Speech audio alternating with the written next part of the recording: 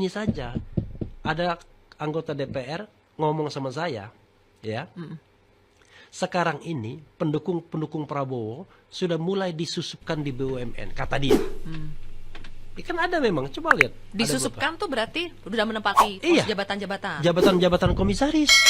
Bayangkan, belum dilantik. Gitu. Nah, sekarang pertanyaannya adalah, kira-kira ada nggak komisaris BUMN yang kayak saya? Iya kan? Tidak merekrut satu korek. Makanya ketika saya jadi oposisi, mereka nggak bisa ngotak-ngatik saya. Kalau saya korupsi misalnya, udah lama saya langsung diikat. Refli Harun mengatakan bahwa sekarang ini pendukung-pendukung Prabowo sudah menduduki di BUMN menjadi komisaris. Dan Refli Harun mengaku dirinya lah yang paling terbaik saat menjadi komisaris. Dia tidak merekrut kurir dan tidak merugikan ataupun dia tidak berkorupsi. Namun ini ada tanggapan seorang warga.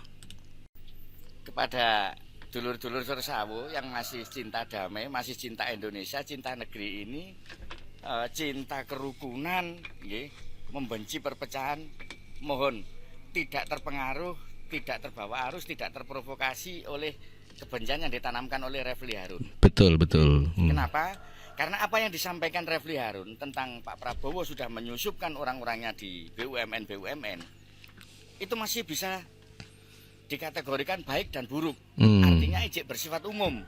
Maksud saya begini, iki Refli Harun ini wong pinter, jadi biar dia mengerti apa yang disampaikan nanti tidak bertabrakan dengan hukum. Akhirnya dia gak bisa dihukum, gak bisa dilapor kok. Iki wong pinter, makanya hati-hati. Artinya begini, siapapun presidennya, jangankan orang-orang kepercayaannya ditaruh di BUMN, milih menteri dalam kabinetnya, milih duta besar, milih siapapun lah itu, itu memang kewajiban presiden gitu loh. Iya betul. Selama itu untuk kebaikan tidak masalah. Nah ini yang saya maksudkan, jangan terprovokasi. Pak Prabowo atau siapapun presidennya akan mencari orang-orang terbaik untuk ditempatkan pada posisi-posisi yang strategis. Wajar siapapun pemenangnya. Itu. Nah, karena penyampaiannya Refli Harun seperti itu, seakan-akan Pak Prabowo ini sudah melakukan sesuatu yang tidak baik dengan menitipkan ini nih. Ingat Refli Harun Kalau Refli Harun paham maksud saya kok sebenarnya, dan dia tahu arah apa yang disampaikan, dia tahu. Kepada saudara-saudara saya aja bahwa memang wajib seorang presiden mencari wakil-wakilnya, kepanjangan tangannya, orang-orang yang qualified ditaruh di pada posisi-posisi yang strategis. Nek BUMN komisaris di Serano Refli Harun buyar kabeh no. Bukan bidangnya. Bukan bidangnya, betul. Ilmu tata negara sekolah lho.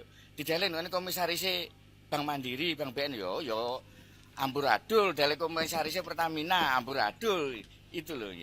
Jangankan disusupkan BUMN, menteri ini lo mencari yang terbaik. Refli Harun 2015 sampai 2020 sopo direktur komisaris utama Bank BNI, sopo komisaris utamanya Bank Mandiri. Ojo dibungkem, sampaikan kepada masyarakat, kepada rakyat. Itu ya wong-wong PDI, tidak ada masalah kok.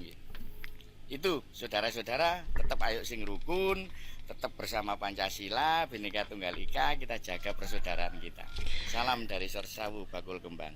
Itulah tanggapan masyarakat mengenai pernyataan daripada Refli Harun yang mengatakan bahwa sekarang ini pendukung-pendukung Prabowo sudah masuk di dalam BUMN menjadi komisaris. Ya, itu adalah hal yang wajar dan harus kalau yang dimasukkan adalah semacam Refli Harun, Anies ataupun Ganjar. Wah, dia tidak mau dong. Lagian juga percuma saja karena bukan bidangnya. Seperti Anies bidangnya adalah tata negara, maka tidak pantas untuk mengelola BUMN. Bisa hancur. Dia pernah kok menjadi komisaris BUMN, namun dipecat karena tidak becus bekerja. Begitu Mas Bro. Kalau kayak lu itu nggak ada sih gitu. Nggak ada yang kayak Refli Harun ya. Gini ya, kalau misalnya siapa aja sih, nggak Anies menang, nggak Prabowo menang, enggak si Ginjal menang, ya akan ada kayak gitu aja, diselipin orang, diselipin Apalagi kayak Anies kan, nggak ada modal. Nah, full sepenuhnya didukung oleh Nasdem, PKS gitu kan. Oh, siapa yang ngasih uang paling banyak? Dialah. Yang paling banyak selipannya. Kalau kayak Prabowo, dia uang sendiri. Ketua partai. Jadi kalau misalnya ada yang selipin kayak itu, udahlah, jangan bodohi orang lah. Ya. Ya, kalau sama yang bodoh sih ya kemakan. Cuma kalau kayak saya ini kan biasa aja kayak gitu.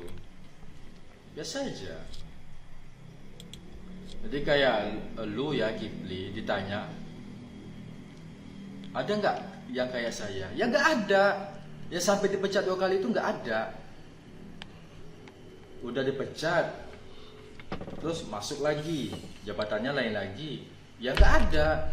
Makanya orang itu no PDIP sekarang. Nggak ada. Udah muak ngelihatnya. Sekali menang kursi mau banyak, ya kan? Presiden mau diatur. Sampai Jokowi pun bosan ngelihat Mega itu kan perangainya. Menang periode kedua ditambah lagi 4 kursi, nggak mau. Maunya 10. Nah, kan mau menguasai lah sekarang. Teriak-teriak yang di DPR. Kursi udah banyak, teriak yang lain pula. Oi, perampasan hasil korupsi itu. Harun Masiku tuh, suruh pulang. Enggak puas aja, malah ngomongnya Jokowi haus kekuasaan. Lu adalah kira-kira ada nggak Ya itulah pernyataan Refli Harun yang mengatakan ada nggak orang yang seperti saya? Langsung dijawab tidak ada. Karena tidak ada orang yang dipecat 2 kali, yakni Refli Harun dipecat dari Komisaris BUMN dan jabatan yang lain selama 2 kali ya. Karena Refli Harun memang tidak becus bekerja, akhirnya dipecat oleh Pak Joko Widodo. Begitu toh Mas Bro.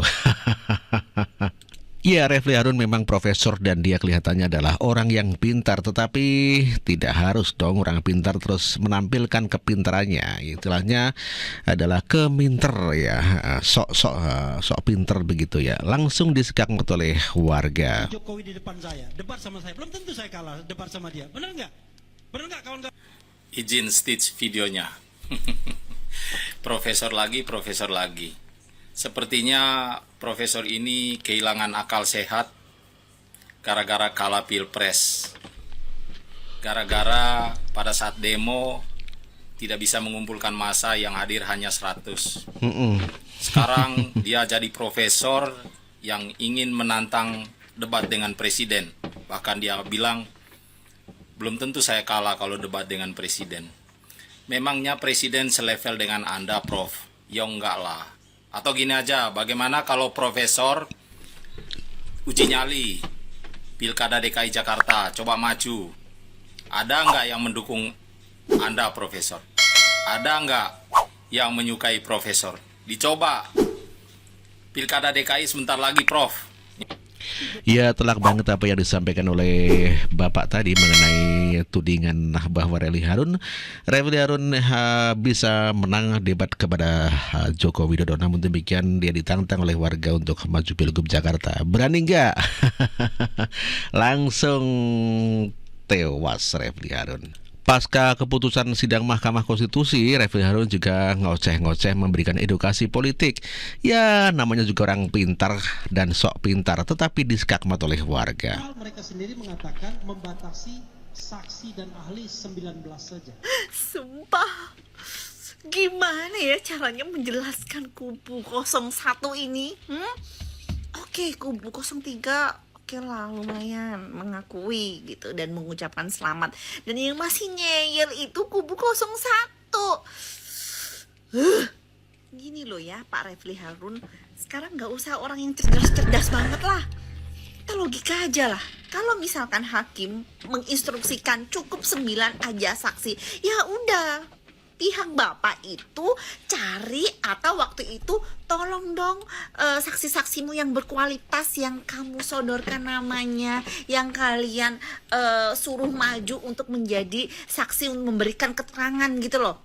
Jadi karena udah dibatasin 9 saksi aja, ya udah tugas Anda dan rekan-rekan Anda yang mengklasifikasi lagi, oh mana nih saksi-saksi yang berkualitas gue, mana sih saksi-saksi yang sekiranya itu dapat meyakinkan pada masyarakat, terutama pada hakim ya, atas penjelasan, atas penemuan-penemuan yang kalian ajukan itu gitu loh, yang berkualitas, bukan asal-asalan. Kan kalian sendiri yang salah. Kenapa mengajukan nih saksinya yang ya kita tahu sendirilah pada saat persidangan kemarin gimana kualitasnya kan? Atau jangan-jangan semua kualitas saksi yang Anda bilang itu seperti itu semuanya? Iya, memang iya. Jadi ya jelas cuma aja, meskipun ada ribuan saksi, kalau mereka bukti-buktinya tidak kuat karena berdasarkan asumsi, berdasarkan di TikTok video dan lain sebagainya, ya nggak mungkin lolos juga Pak Harun. Refli Harun. Refli. Ya, Refli Harun mengedukasi politik. Warga langsung mengedukasi Refli Harun. Padahal mereka sendiri mengatakan membatasi saksi dan ahli 19 saja. Pilihan tanggal 14 Februari, kemudian hasilnya putusan keluar di bulan April. Berarti ada 2 bulan. Pertanyaan saya, kalau memang kurang saksi, kurang adanya ahli, pertanyaan saya simpel buat Om Refli Harun. Selama 2 bulan tadi, sampean dan tim itu mencari bukti, mencari bentuk bukti-bukti kecurangan, atau mencari massa untuk demo. Agak lain. Bukannya ngurusin bukti kecurangan, malah sibuk di depan gedung DPR untuk ikut demo. Sampai itu tim ahlinya apa koordinator lapangan sih sebenarnya? Kok lucu. Giliran waktunya habis, sampai ribut. Waktunya putusan bilang saksinya kurang kalau cuma 19. Apa perlu 2 provinsi yang memenangkan kemarin itu dihadirkan? Gitu aja pertanyaan saya. Padahal mereka sendiri mengatakan. Ya, itulah Refli Harun yang mempermasalahkan mengenai keterbatasan waktu ya. Kan memang jadwalnya sudah ada. Dikasih 2 bulan untuk mengumpulkan bukti-bukti kecurangan, malah tidak mampu, malah hanya mengumpulkan orang-orang untuk demo. Jadi korlap ya, koordinator lapangan demo. Refli, pantas kamu selalu kalah dan keok karena kamu tidak kompeten sih. Parah.